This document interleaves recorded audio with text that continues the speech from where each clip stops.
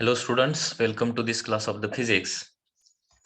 The next concept that we are going to study is the Maxwell distribution of the molecular speed. Maxwell's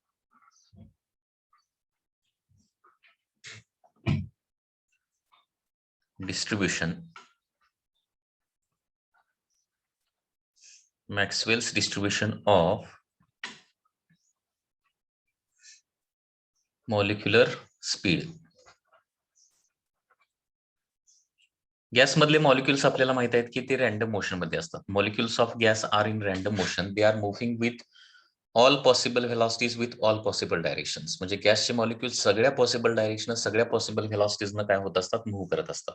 okay, प्रत्येक मॉलिक्युलची velocity different असते आणि म्हणून काय करतो आपण, काही ठराविक व्हेलॉसिटी त्याचे कॅल्क्युलेट करतोय, जसं RMS velocity, most probable velocity किंवा मीन व्हेलॉसिटी अँड सो ऑन. ठीक आहे.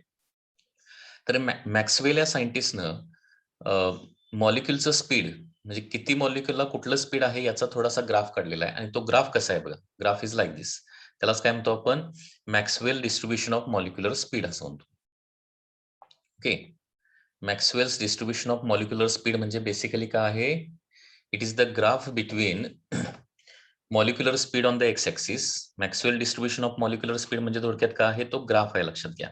ज्याच्यामध्ये काय आहे, molecular speed on the x axis आहे. मॉलिक्युलर स्पीड म्हणजे मॉलिक्युलचं स्पीड एक्स ऍक्सिस वर and number of molecules on the Y axis. म्हणजे कुठल्या स्पीडनं किती मॉलिक्युल्स मूव्ह होतात हे मॅक्सवेलनं स्टडी केलेलं आहे आणि त्याच्यानुसार तो ग्राफ काढलेला आहे. त्यालाच काय म्हणतो आपण, मॅक्सवेल्स डिस्ट्रीब्युशन असं म्हणतो. तर हा जो ग्राफ आहे तो ग्राफ कसा येतोय बघा. The graph is like this.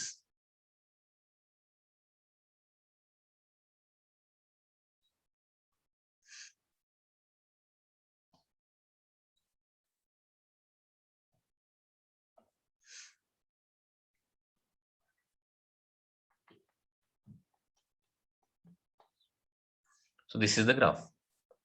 Okay, हा जो ग्राफ आहे तो युनिफॉर्म ग्राफ नाहीये. It is inverted bell shaped graph आहे, लक्षात घ्या. हा ग्राफ सिमेट्रिक देखील नाहीये, लक्षात घ्या. म्हणजे लेफ्ट हँड साइडला जसा, म्हणजे इथं जर या ग्राफचा मिड पॉईंट जर काढला तर मिड पॉईंटच्या लेफ्ट हँड साइडला जसा ग्राफ आहे तसा राईट हँड साइडला ग्राफ नाहीये. हा म्हणजे हा जो ग्राफ आहे तो सिमेट्रिक ग्राफ नाहीये, लक्षात घ्या. ठीक आहे.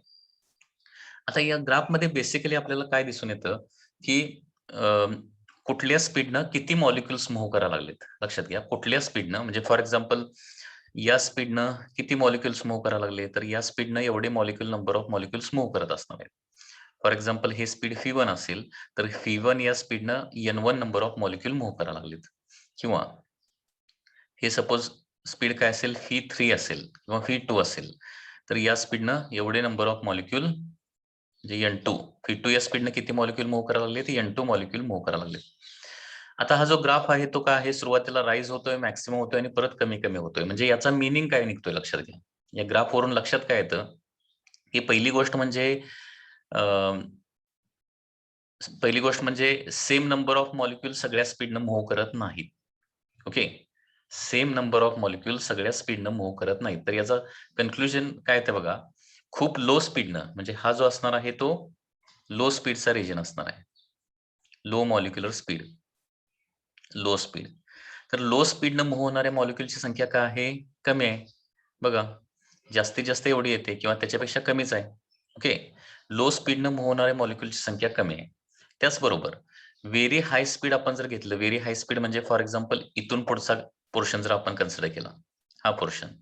ओके, तर या रिजन मधलं जे स्पीड आहे ते काय आहे, हाय स्पीड आहे. ओके, आणि एक्स ऍक्सिस वर स्पीड आहे ना.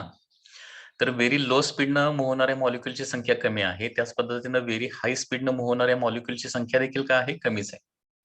आणि साधारणपणे मीडियम स्पीडनं किंवा मिडल स्पीडनं मूव्ह होणारा हे जे आहे त्याला काय म्हणूया, मिडल स्पीड म्हणूया. मिडल किंवा मीडियम स्पीडनं मूव्ह होणाऱ्या मॉलिक्युलची संख्या काय आहे, जास्त. लक्षात येत आहे. म्हणजे याचं पहिलं जे कन्क्लुजन आहे ते काय आहे, number of molecules moving with low speed and high speed are low.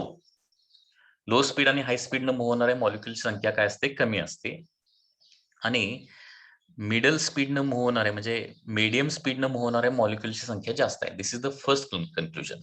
Maxwell distribution of molecular speed म्हणजे याच्यामध्ये फर्स्ट पॉइंट काय येणार बघा. It is the graph between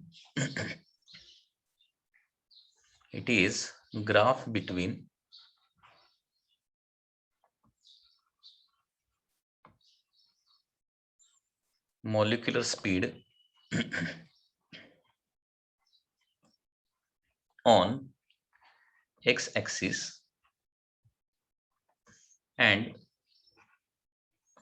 number of molecules on y-axis. Okay. Second thing is that this graph is not symmetric.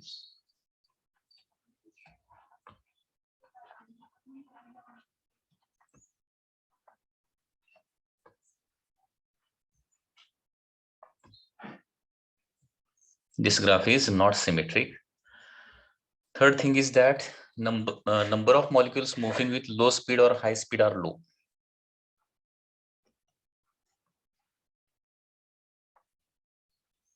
Number of molecules moving with low speed or high speed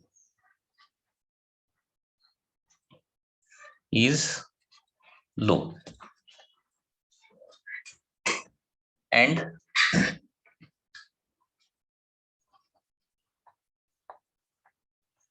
number of molecules moving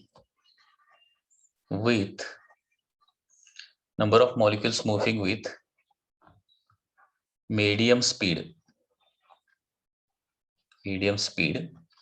is high.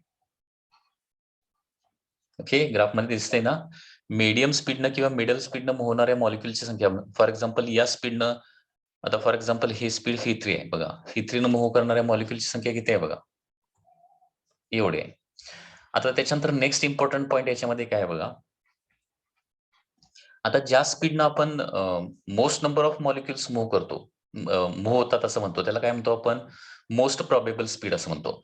ज्या स्पीडनं जास्तीत जास्त molecule move करतात. Okay. म्हणजे जे speed सगळ्यात जास्त number of मॉलिक्युलला असतं त्याला काय म्हणतो आपण, मोस्ट प्रोबेबल स्पीड असं म्हणतो. म्हणजे मोस्ट प्रोबेबल स्पीड म्हणजे कुठलं येणार या ग्राफ मधलं, तर या ग्राफचा जो हायेस्ट पॉइंट आहे ना, हायेस्ट पॉइंट, या ग्राफचा जो पीक पॉइंट आहे ना, या पीक पॉइंटशी रिलेटेड जे स्पीड असणार आहे त्याला काय म्हणणार आहे आपण, VMP असं म्हणणार आहे, मोस्ट प्रोबेबल स्पीड. कारण लक्षात घ्या, हे VMP हा जो पॉइंट दाखवलेला आहे, या पॉइंटनं किंवा या स्पीडनं मूव्ह होणाऱ्या मॉलिक्युलची संख्या काय बघा, सगळ्यात जास्त आहे. Okay. So this is the peak point of the graph. याच्यापेक्षा जास्त मॉलिक्युलची संख्या कुठल्याच स्पीडला नाहीये. Okay.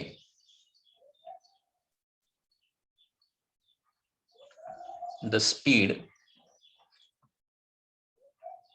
speed related to peak point of graph is most probable speed.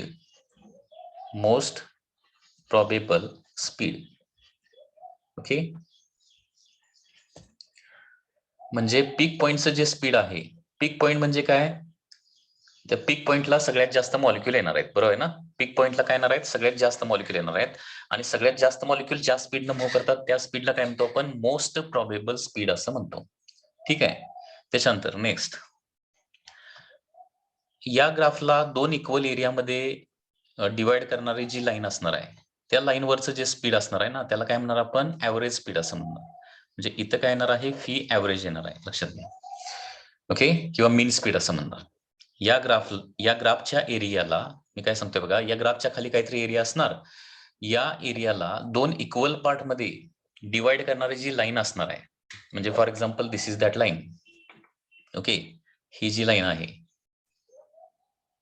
कारण हा ग्राफ सिमेट्रिक नाहीये, बरोबर आहे ना. राईट हँड साईडला त्याचा स्पीड थोडासा जास्त आहे आणि लेफ्ट हँड साईडला स्पीड काय आहे कमी आहे. म्हणजे थोडक्यात असा ग्राफ असतो बघा तो, असा असतो आणि पुढं हा असा स्प्रेड झालेला असतो. याचा दोन इक्वल पार्ट मध्ये एरिया जर दोन इक्वल पार्ट मध्ये डिवाइड करायचा झाला तर ही व्हर्टिकल लाईन जी आहे ना, एरिया दोन इक्वल पार्ट मध्ये डिवाइड करायचा झाला तर व्हर्टिकल लाईन पीक पॉइंटला घेऊन नाही चालणार, थोडीशी राईट हँड साईडला घ्यायला पाहिजे. आणि या व्हर्टिकल लाईनशी रिलेटेड जे स्पीड आहे ना त्याला काय म्हणणार आपण, ऍव्हरेज स्पीड असं म्हणणार, ऍव्हरेज स्पीड. ओके, तर बघा speed corresponding to the line, speed corresponding to the line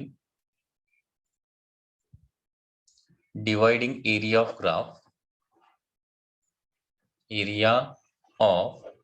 graph into two equal parts is काय असणार आहे, मीन स्पीड असणार आहे. मीन स्पीड किंवा ऍव्हरेज स्पीड असणार आहे. आणि आरएमएस स्पीड कुठं असतं, तर आरएमएस स्पीड त्याच्याही पुढे असणार आहे. ओके, रूट मीन स्क्वेअर स्पीडची व्हॅल्यू काय असते, सगळ्यात जास्त असते ना, त्याच्यामुळे फी एमपी सगळ्यात कमी, त्याच्यापेक्षा फी ऍव्हरेज जास्त आणि त्याच्यापेक्षा जास्त काय असणार आहे तुमचं सीआरएमएस असणार आहे. ओके, तर या ग्राफ मध्ये लक्षात घ्या, the point of CRMS is ahead of असणार आहे ऍव्हरेज स्पीड. ऍव्हरेज स्पीडच्या थोडासा राईट हँड साईडला पुढे असणार आहे तो. लक्षात येते, म्हणजे या ग्राफवर तिन्ही स्पीड कसे दाखवलेले गेलेले आहेत बघा. पुन्हा एकदा इथे ग्राफ काढतो मी, हा एक महत्वाचा पॉइंट आहे.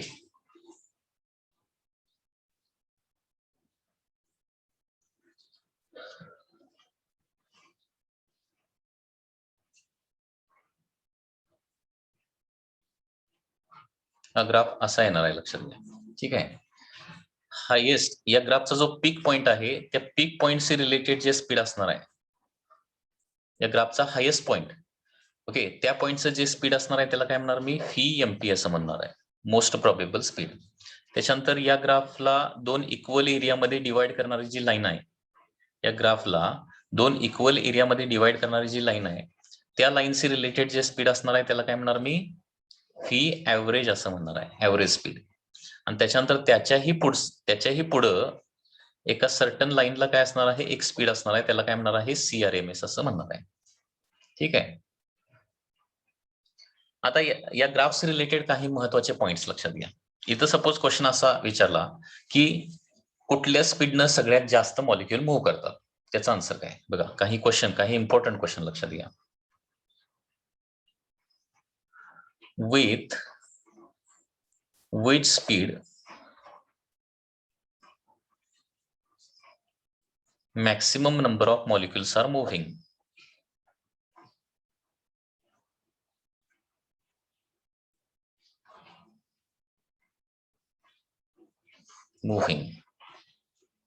कुठल्या स्पीडनं सगळ्यात जास्त नंबर ऑफ मॉलिक्युल मूव्ह करतात, तर त्याचा आन्सर काय येणार आहे, पीएमटी, मोस्ट प्रोबेबल स्पीड. बघा, मोस्ट प्रोबेबल स्पीडनं मूव्ह होणाऱ्या मॉलिक्युलची संख्या किती आहे, एवढी आहे, लक्षात घ्या. Number of molecules moving with most probable speed. Okay, त्याच्यानंतर फी एमपी, फी ऍव्हरेज आणि सीआरएमएस. ओके, याच्यामधल्या कुठल्या स्पीडनं सगळ्यात कमी मॉलिक्युल मूव्ह करतात. ओके, इन फी एमपी, किंवा आपण असं लिहूया,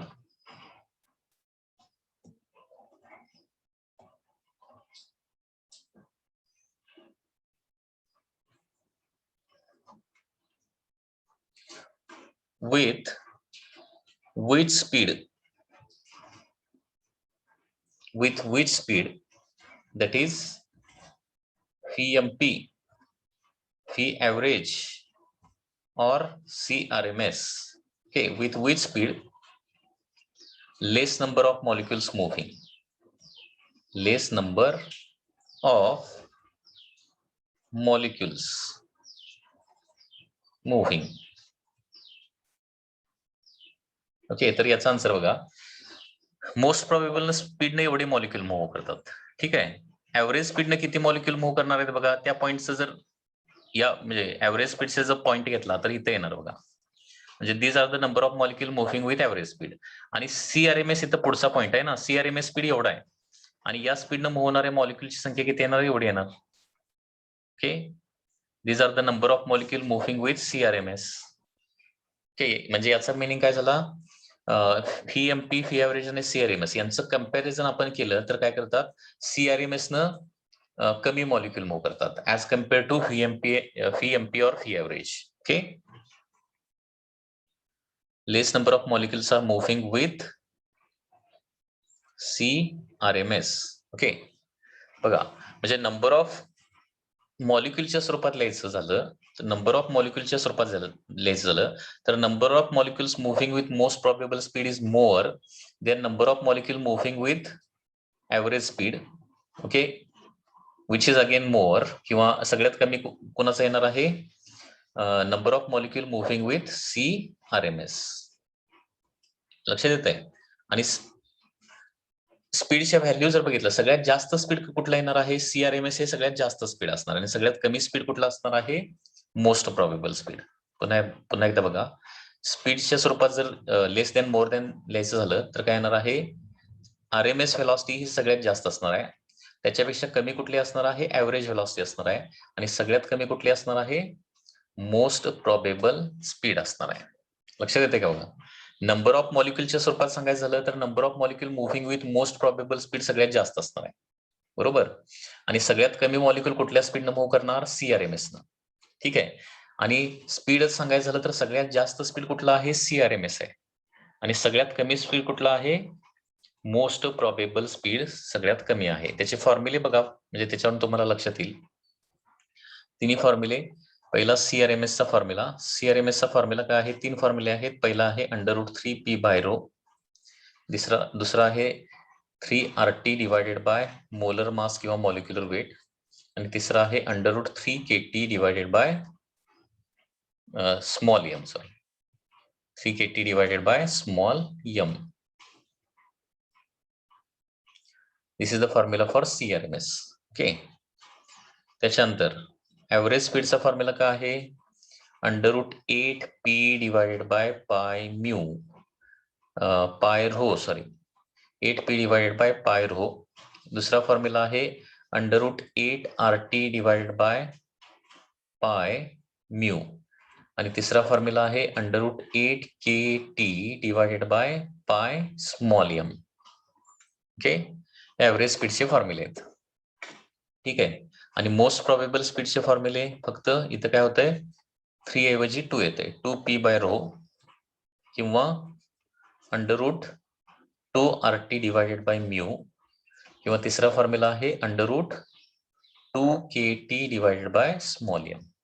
ओके, म्हणजे इथं स्क्वेअर रूट मध्ये 3 आहे, इथं 8 बाय पाय आहे आणि इथं 2 आहे. त्याच्यामुळे सगळ्यात जास्त स्पीड कंपॅरिझन जर केलं, तीन स्पीड मध्ये कंपॅरिझन केलं तर सगळ्यात जास्त स्पीड CRMS येतं आणि सगळ्यात कमी स्पीड मोस्ट प्रोबेबल स्पीड येतं. आणि फी ऍव्हरेजची व्हॅल्यू दोघांच्या मध्ये येणार आहे. लक्षात येत आहे. आणि ग्राफनुसार number of molecule moving with most probable speed are maximum. Most probable स्पीडनं मूव्ह होणाऱ्या मॉलिक्युलची संख्या जास्त आहे. ओके, आणि CRMS न मूव्ह होणाऱ्या मॉलिक्युलची संख्या कंपॅरेटिव्हली कमी आहे.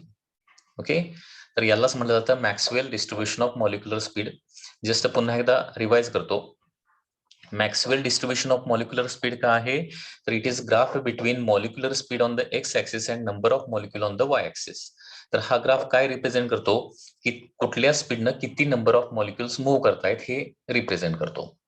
ठीक आहे. हा जो ग्राफ आहे तो सिमेट्रिक ग्राफ नाहीये, तो लेफ्ट हँड साईडला थोडासा कमी आहे आणि राईट हँड साईडला त्याचा स्पीड थोडासा जास्त आहे, लक्षात घ्या. ठीक आहे. या ग्राफवरून फर्स्ट कन्क्लुजन काय निघतं, की खूप लो स्पीडनं मूव्ह होणाऱ्या मॉलिक्युलची संख्या कमी आहे, त्याचबरोबर खूप हाय स्पीडनं मूव्ह होणाऱ्या मॉलिक्युलची संख्या देखील कमी आहे, आणि मीडियम स्पीडनं मूव्ह होणाऱ्या मॉलिक्युलची संख्या जास्त आहे. ठीक आहे. त्याच्यानंतर या ग्राफच्या पीक पॉईंटचं जे स्पीड असणार आहे, या ग्राफच्या पीक पॉईंटचे रिलेटेड जे स्पीड असणार आहे त्याला काय म्हणणार आपण, मोस्ट प्रोबेबल स्पीड असं म्हणणार आहे.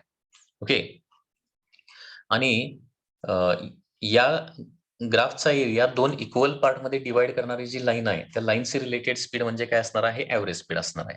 आणि CRMS सगळ्यात जास्त असतं त्याच्यामुळे ते थोडंसं राईट हँड साईडला असणार आहे. ओके, पुन्हा एकदा स्पीडचं कंपॅरिझन केलं तर सगळ्यात जास्त स्पीड कुठलं असतं, RMS स्पीड. सगळ्यात कमी स्पीड कुठलं असतं, मोस्ट प्रोबेबल स्पीड. त्या तिघांच्या मध्ये कंपॅरिझन केलं तर. आणि ऍव्हरेज स्पीड हे दोघांच्या मध्ये येतं. ठीक आहे. त्याचबरोबर आणखी एक महत्वाची गोष्ट म्हणजे नंबर ऑफ मॉलिक्युल्सचा विचार केला तर मोस्ट प्रोबेबल स्पीडनं सगळ्यात जास्त मॉलिक्युल मूव्ह करतात. ओके, आणि CRMS स्पीडनं तिघांच्या कंपॅरिझन मध्ये CRMS स्पीडनं सगळ्यात कमी मॉलिक्युल मूव्ह करतात. Okay, so this is called as Maxwell distribution of molecular speed. आता याच्यानंतर नेक्स्ट पार्ट आपल्याला बघायचा आहे, that is mean free path. Okay, mean free पाथची कन्सेप्ट आपल्याला बघायची आहे. तर त्याच्यासाठी अगोदर फ्री पाथ म्हणजे काय बघा. Free path,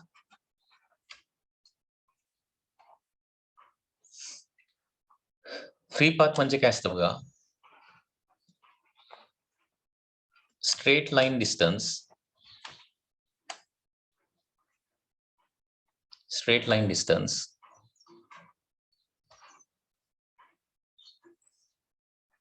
traveled by molecule between two successive collisions is called as free path.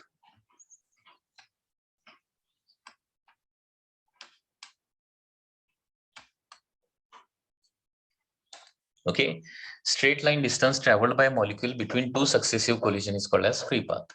हे बघा, आपल्याला माहिती आहे की वन्स अगेन गॅसचे मॉलिक्यूल जे आहेत ते रॅन्डम मोशन मध्ये असतात. They are continuously moving with in all possible direction with all possible velocities. Okay, मॉलिक्युल्सची ही जी मोशन आहे त्याला स्पेसिफिक नावं आपण दिलेली आहेत. पहिला वर्ड त्याचा काय आहे, त्याला रॅन्डम मोशन असं म्हणतो. दुसरा वर्ड आहे त्याला ब्राउनियन मोशन असं म्हणतो, किंवा त्यालाच काय म्हणतो आपण, मॉलिक्युलर किओस असं म्हणतो. बरोबर. आता याच्यामध्ये लक्षात घ्या, सपोज एका मॉलिक्युलची मोशन आपण जर कन्सिडर केली तर सिंगल मॉलिक्युलची मोशन जर कन्सिडर केली तर कशी होणार बघा. फॉर एक्झाम्पल मॉलिक्युल इथं असेल तर काय होणार आहे, फॉर एक्झाम्पल तो वॉलवर जाऊन आदळणार. बरोबर आहे ना, इथं जाऊन आदळणार. इथं कोलिजन झाल्यानंतर काय होणार आहे, त्याची डायरेक्शन आणि स्पीड दोन्ही चेंज होणार आहे. चेंज झाल्यानंतर काय होणार आहे, ते थोडं डिस्टन्स इथं जाणार आहे. मग इथं त्याच्यामध्ये त्याच्या पाथमध्ये दुसरा कोण मॉलिक्युल आला तर त्याच्यावर जाऊन काय होणार आहे, कोलाइड होणार. कोलाइड झाल्यानंतर परत त्याची डायरेक्शन काय होणार आहे, चेंज होणार आहे. मग तो इकडे जाईल कदाचित. त्याच्यानंतर आणखी एक मध्ये पाथमध्ये मॉलिक्युल आला तर काय होणार आहे, त्याची डायरेक्शन पुन्हा चेंज होणार आहे. इट विल मूव्ह लाईक दिस. म्हणजे की एक्झाम्पल आपण घ्यायला लागलोय. त्याच्यानंतर परत त्याच्या पाथमध्ये येणाऱ्या मॉलिक्युलवर कोलाइड होणार आहे. परत तो काय करणार आहे, डिफरंट डायरेक्शन डिफरंट व्हेलॉसिटीने मूव्ह करणार आहे. So in this way it is moving. आता दोन कोलिजनच्या दरम्यान लक्षात घ्या, टू सक्सेसिव्ह कोलिजनच्या दरम्यान म्हणजे initially molecule is at 1, then it moves to 2, त्याच्यानंतर 3, त्याच्यानंतर 4, त्याच्यानंतर 5, त्याच्यानंतर 6, असे नंबर ऑफ कोलिजन होत जाणार आहेत. तर 1 आणि 2 या दोन पॉईंटच्या दरम्यान, दोन कोलिजनच्या दरम्यान त्यानं ट्रॅव्हल केलेलं जे स्ट्रेट लाईन डिस्टन्स आहे ना, त्याला काय म्हणायचं, फ्री पाथ असं म्हणायचं. कारण assumptions of kinetic theory of gases मध्ये आपण बघितलंय की between two successive collision molecule travel a straight line path. दोन सक्सेसिव्ह कोलिजनच्या मध्ये molecule straight line path travel करतो. तर ते स्ट्रेट लाईन डिस्टन्स जे आहे ना, त्याला काय म्हणायचं, फ्री पाथ असं म्हणायचं. आता हे फ्री पाथ जो आहे तो कमी जास्त होणार आहे.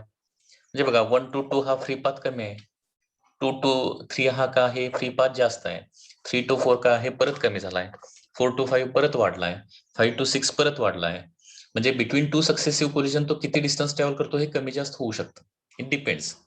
लगेच मॉलिक्यूल लगेच जर कोलिजन झालं तर काय होणार आहे, फ्री पाथ कमी होणार. थोड्या वेळानं जर कोलिजन झालं तर काय होणार आहे, फ्री पाथ वाढणार आहे. ओके, सो फ्री पाथ म्हणजे काय, straight line distance travelled by molecule between two successive collisions is called as free path.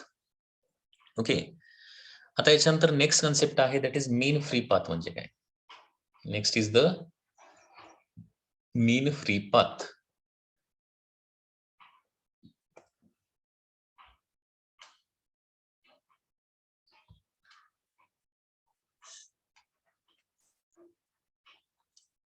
Mean free path. तर हे मीन फ्री पाथ काय बघा, average distance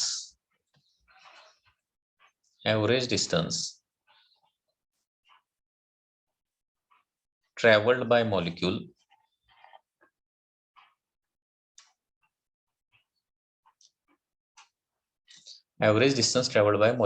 between two successive collisions is called as mean free path. Average distance traveled by the molecule between two successive collisions is called as mean free path.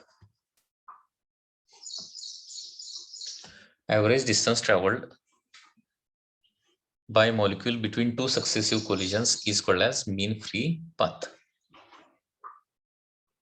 Okay, आता हे बघा 1 to 2 या कोलिजनच्या दरम्यान suppose काय झालेलं आहे, S1 distance travel केलं, 2 to 3 च्या मध्ये S2 डिस्टन्स ट्रॅव्हल केलं, 3 to 4 या कोलिजनच्या मध्ये S3 डिस्टन्स ट्रॅव्हल केलं, 4 to 5 च्या मध्ये सपोज S4 डिस्टन्स ट्रॅव्हल केलं, 5 to 6 मध्ये काय केलं, S5 डिस्टन्स ट्रॅव्हल केलं. तर S1, S2, S3, S4, S5 हे काय आहेत, फ्री पाथ आहेत. या सगळ्यांचा ऍव्हरेज म्हणजे काय येणार आहे, मीन फ्री पाथ येणार आहे. Okay, so mean free path जे आहे ते आपण लॅम्बडाना डिनोट करतो. ओके, तर याच्यामध्ये लक्षात घ्या, if A molecule travels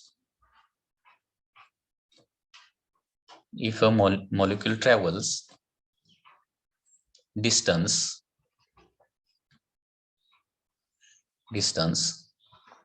S1, S2, S3 up to Sn in n successive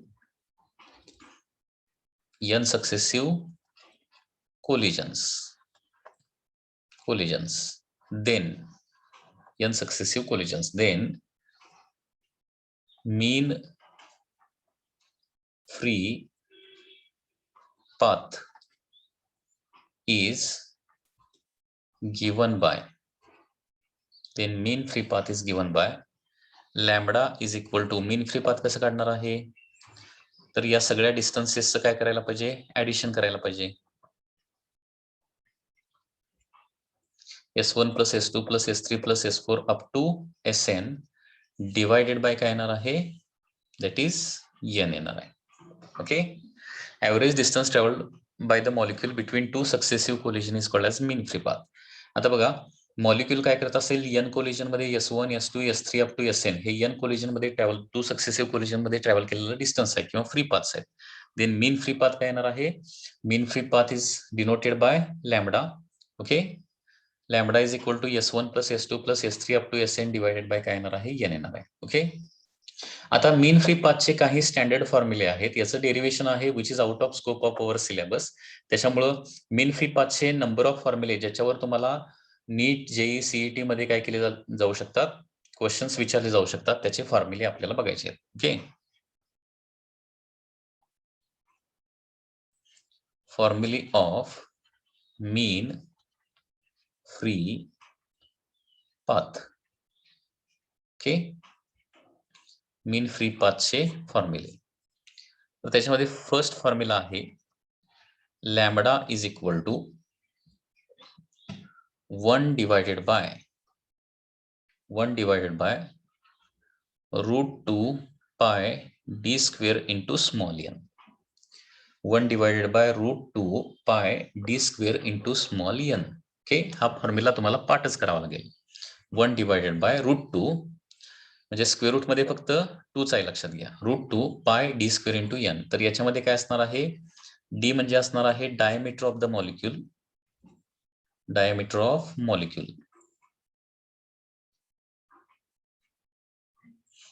आणि n म्हणजे काय असणार आहे, number of molecules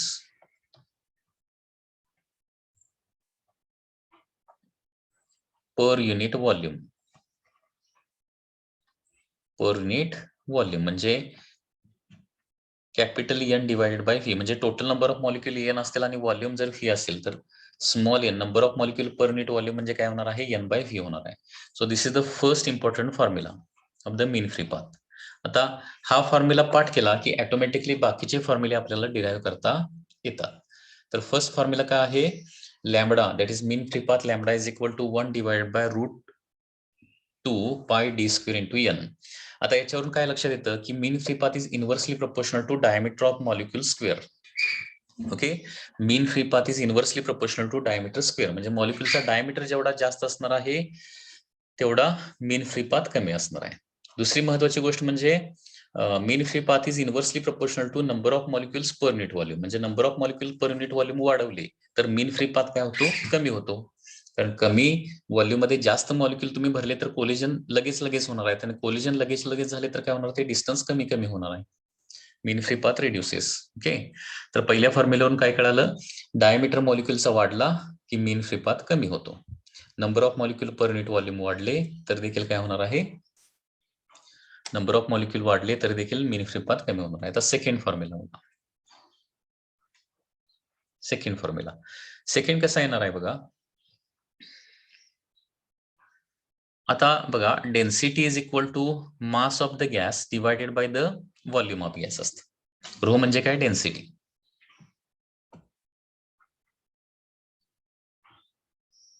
okay,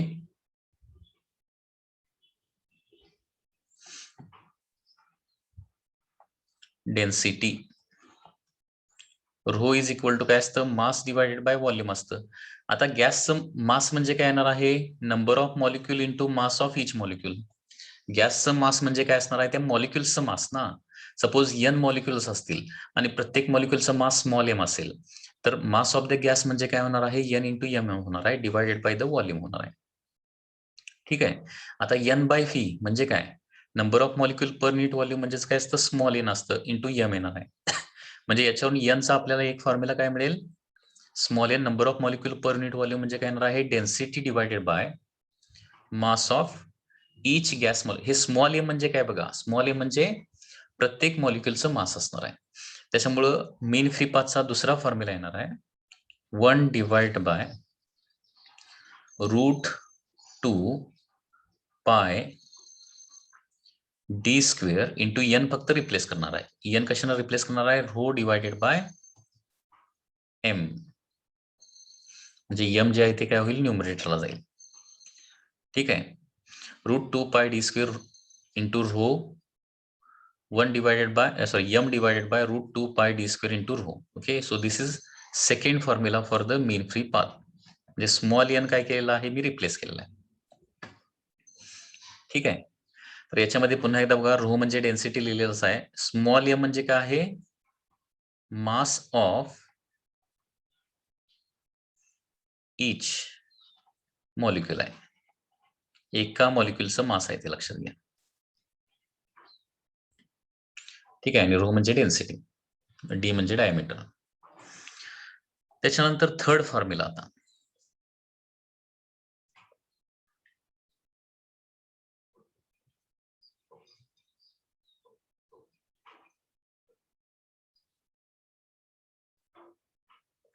third formula,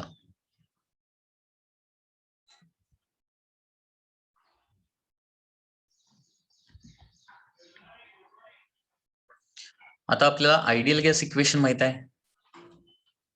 ideal gas equation, आणि आयडियल गॅस इक्वेशन नुसार एक फॉर्म्युला आठवतोय का बघा, PV is equal to NRT किंवा PV is equal to N K T, असा फॉर्म्युला आपण बघितलाय. PV is equal to N K T, आणि याच्यावरून आपण number of molecules per unit व्हॉल्यूमचा देखील फॉर्म्युला काढलेला होता. ओके, सुरुवातीलाच या चॅप्टरच्या सुरुवातीलाच फाइंड आउट केलेला आहे.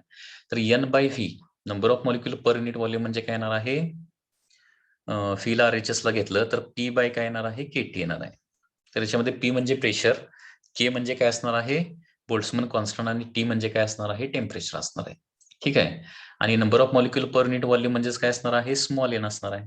Small N is equal to काय येणार आहे, P by K T.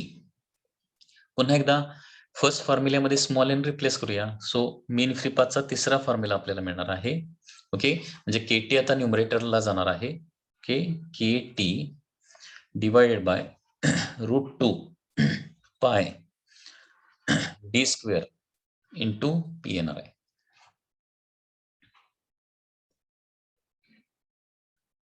Okay, so mean free पाथचा हा तिसरा फॉर्म्युला येणार आहे, Katy divided by √2 pi D square into P. आता या फॉर्म्युल्यावरून काय लक्षात येतं की mean free path is directly proportional to काय आहे, टेम्परेचर. म्हणजे टेम्परेचर वाढवलं तर मीन फ्री पाथ वाढतो आणि इन्व्हर्सली प्रोपोर्शनल टू प्रेशर आहे. म्हणजे प्रेशर वाढवलं तर मीन फ्री पाथ काय होतो, कमी होतो. दिस इज द थर्ड फॉर्म्युला. आणखी एक फोर्थ फॉर्म्युला काढूया. Fourth formula for the mean free path. म्हणजे प्रत्येक ठिकाणी फर्स्ट फॉर्म्युला फक्त तुम्हाला काय करायचं आहे, पाठ करायचा आहे आणि बाकीचे सेकंड, थर्ड आणि फोर्थ फॉर्म्युले हे त्याच्यामधलं स्मॉल एन म्हणजे number of molecule per unit volume तुम्हाला फक्त काय करायचं आहे, रिप्लेस करायचं आहे. फोर्थ, पुन्हा एकदा आयडियल गॅस इक्वेशन नुसार काय येतं बघा. Ideal gas equation, ideal gas equation नुसार काय होणार आहे, तर PV is equal to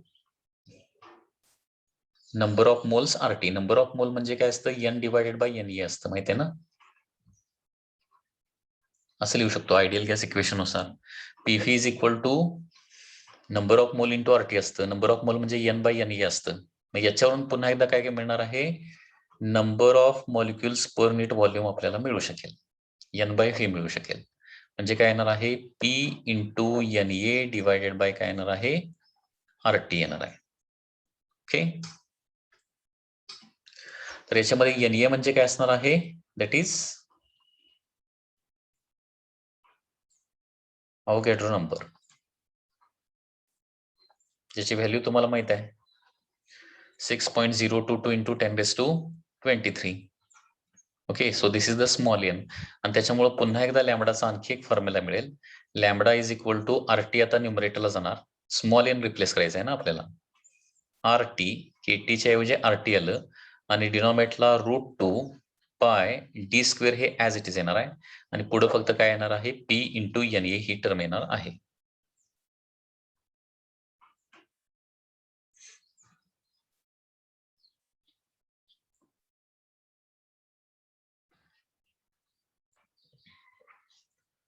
okay, तर मीन फ्री पाथचे एवढे सगळे फॉर्म्युले आहेत. लक्षात येत आहे बघा. फॉर्म्युले पुन्हा एकदा लिहितो मी सगळे इथं. पहिला बेसिक फॉर्म्युला जो पाठच करावा लागेल, दॅट इज 1 डिवायडेड बाय काय आहे, √2 pi D square into number of molecule per unit volume. So this is the first formula. त्याच्यानंतर एन म्हणजे काय केलं आपण, रो बाय एम न मल्टिप्लाय केलं. त्याच्यामुळं सेकंड फॉर्म्युला येणार आहे, lambda is equal to that is small M divided by √2 pi D square into density येणार. ओके, तिसरा फॉर्म्युला येतो दॅट इज पुन्हा एकदा N is equal to P by KT न रिप्लेस केलं. Number of molecule is equal to P by KT. बघा, number of molecule per unit volume म्हणजे rho by M येतं. त्याच्यानंतर number of molecule per unit volume म्हणजे P by KT येतं आणि number of molecule small N म्हणजे काय येणार आहे, P N A by RT पण येतं. Okay, P N A by RT. त्याच्यामुळे थर्ड फॉर्म्युल्यानुसार काय होणार आहे, Katy divided by √2 pi D square. He term सगळीकडे राहते, √2 pi D square. Okay, into येणार आहे इथं पी आणि फोर्थ इक्वेशन इथं lambda is equal to KT ऐवजी RT divided by √2 pi D square into काय येणार आहे, पी इंटू एन येत. ओके, तर मीन फ्री पाथचे हे सगळे फॉर्म्युले माहिती पाहिजेत. ओके, आता याच्यामध्ये सगळ्यात महत्वाची गोष्ट म्हणजे काय, हे मीन फ्री पाथ जो आहे ना, तो कशा कशावर डिपेंड असतो, मीन फ्री पाथ. ओके, आणि डायरेक्टली आणि इन्व्हर्सली प्रोपोर्शनल रिलेशन जे आहे ते सगळं तुम्हाला व्यवस्थित माहिती पाहिजे.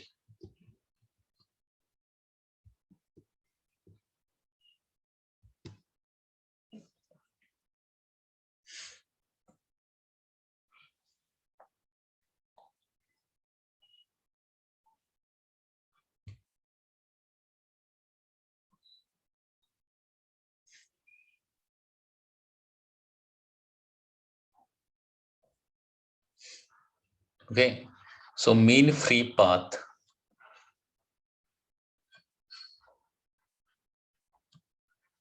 depends on नंबर वन गोष्ट म्हणजे याच्यामधली कुठली आहे, diameter of the molecule. Diameter of the molecule.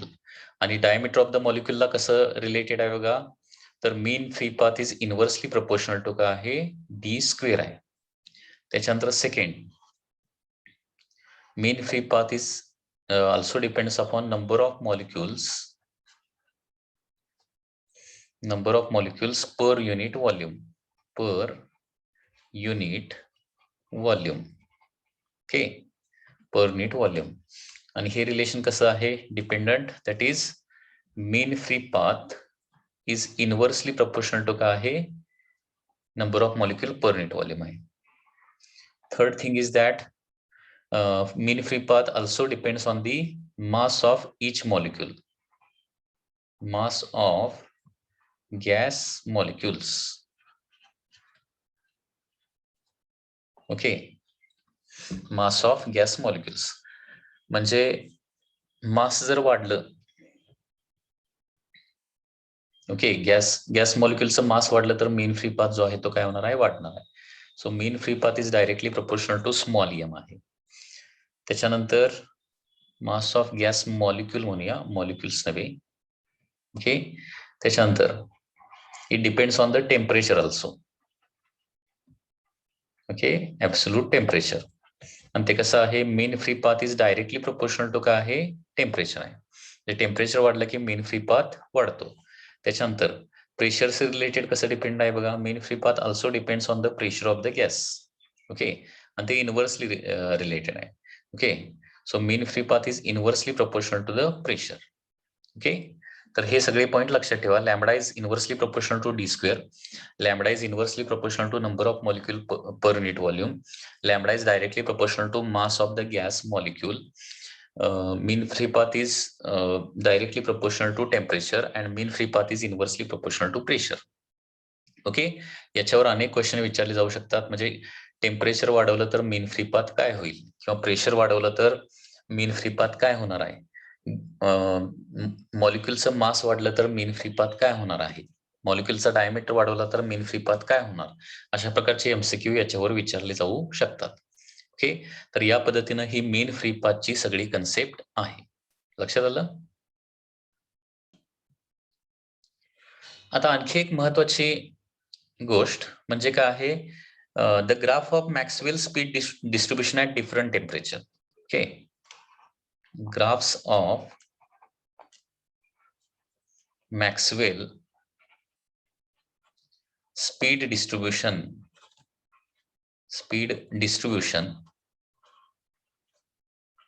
at different temperatures. जे टेम्परेचर चेंज केल्यानंतर, म्हणजे टेम्परेचर वाढवत नेल्यानंतर मॅक्सवेल डिस्ट्रीब्युशनचा ग्राफ जो आहे तो कशा प्रकारे चेंज होणार आहे. Okay, that is the one more important thing. कारण एका पर्टिक्युलर टेम्परेचरचाच फक्त आपण ग्राफ बघितला, ठीक आहे. तर डिफरंट टेम्परेचरला हा ग्राफ कसा येणार, तर ग्राफ जो आहे तो या पद्धतीने येईल. Okay, so it will be like this. जसं टेम्परेचर वाढवत जाणार तसं काय होतं, या ग्राफचा स्प्रेड जो आहे तो काय होतो, वाढत जातो. स्प्रेड वाढत जातो आणि पीक पॉइंट थोडासा काय होतो, कमी होत जातो. ओके, सो डिफरंट टेम्परेचरला या पद्धतीनं हे ग्राफ येणार. म्हणजे एकच गॅस आपण डिफरंट टेम्परेचरला ठेवला, कारण टेम्परेचर वाढवलं की मॉलिक्युलर स्पीड वाढते, हे तुम्हाला माहित आहे. बघा आता बघा, 100 केल्विनला कसा ग्राफ आहे, या पद्धतीने. म्हणजे काय आहे, हाईट आहे परंतु स्प्रेड त्याला कमी आहे. टेम्परेचर वाढवल्यावर हाईट कमी झाली परंतु स्प्रेड वाढलाय. टेम्परेचर आणखी वाढवलं, 500 केल्विन केलं तर आणखी काय केलं झालेलं आहे, स्पीड वाढलेला आहे. आणि 1000 केल्विन केल्यानंतर काय होतं, आणखी स्पीड वाढतं आणि पीक पॉइंट काय होतो, खाली येतो. म्हणजे टेम्परेचर वाढेल तसं स्पीड डिस्ट्रीब्युशन थोडंसं काय होतं, युनिफॉर्म होतंय. हा एक महत्वाचा पॉइंट आहे याच्यामध्ये. टेम्परेचर वाढत जाईल तसं काय होतं, स्पीड डिस्ट्रीब्युशन युनिफॉर्म होतं, स्प्रेड वाढत जातो. लक्षात आलं. त्याच्यामुळे या पद्धतीचे क्वेश्चन विचारले जाऊ शकतात. Suppose this is the first graph and this is the second graph. आणि याच्यामध्ये T1 असा ग्राफ तुम्हाला मॅक्सवेल डिस्ट्रीब्युशनचा दिला जाऊ शकतो आणि याच्यातलं कुठलं टेम्परेचर जास्त आहे असं विचारलं जाऊ शकतं. ज्याचा स्प्रेड जास्त असतो, जो जास्त काय केलेला आहे, पसरलेला ग्राफ आहे, त्याचं टेम्परेचर नेहमी जास्त असतं, लक्षात घ्या. तर अकॉर्डिंग टू दिस ग्राफ काय येणार आहे, T2 इज मोर दॅन काय येणार आहे, T1 येणार आहे. हे लक्षात ठेवा. Okay, so as temperature increases speed increases, लक्षात घ्या. ठीक आहे. So graph of Maxwell speed distribution at different temperature झालेला आहे. त्याचबरोबर अनेक गॅसेस आपण सेम टेम्परेचरला ठेवले आणि त्या सगळ्यांचे एकत्र ग्राफ काढले तर ते ग्राफ कसे येणार बघा. Maxwell speed distribution graph, Maxwell speed distribution graph for different gases, for different gases at same temperature. म्हणजे सगळे गॅसेस एकाच टेम्परेचरला आहेत परंतु डिफरंट गॅसेस आहेत. तर याचा जो ग्राफ येणार आहे तो ग्राफ या पद्धतीने येणार आहे.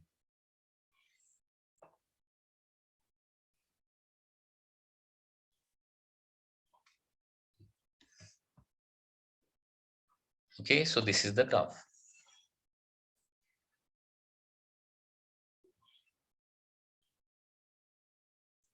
बघा, एकाच टेम्परेचरला hydrogen, helium, water vapour, nitrogen, oxygen आहेत. तर तुम्हाला लक्षात येईल की मॉलिक्युलर वेट जेवढं कमी आहे तेवढं काय आहे, मॉलिक्युलर वेट जेवढं कमी तेवढा त्याचा स्प्रेड जास्त आहे आणि हाईट कमी आहे.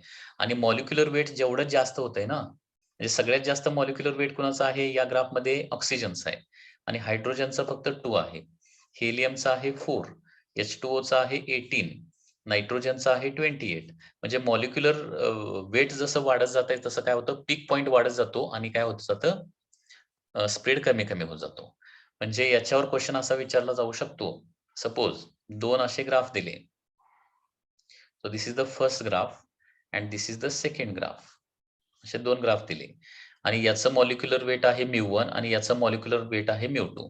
तर कुणाचं मॉलिक्युलर वेट जास्त असेल असा क्वेश्चन याच्यामध्ये विचारला जाऊ शकतो. तर याच्यामध्ये काय येणार आहे, μ2 इज ग्रेटर दॅन μ1 येणार आहे, लक्षात घ्या.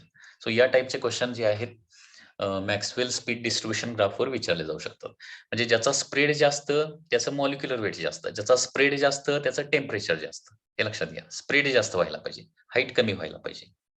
स्प्रेड जास्त आणि हाईट कमी त्याचं टेम्परेचर काय असणार आहे, जास्त असणार.